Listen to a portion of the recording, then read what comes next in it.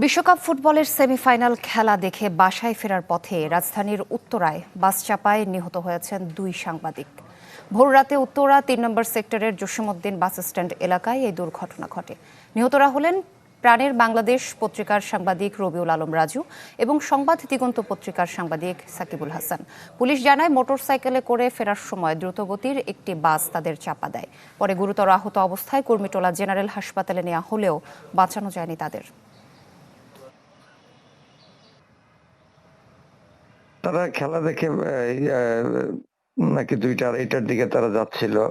এটা হচ্ছে রাজলক্ষ্মীর উল্টো পাশে মেইন রোডে ওঠার পর অজ্ঞাতনামা বাসের ধাক্কায় পড়ে যায়। পরবর্তীতে পথচারীরা তাদেরকে মা ও শিশু ক্লিনিকে নিয়ে যায়।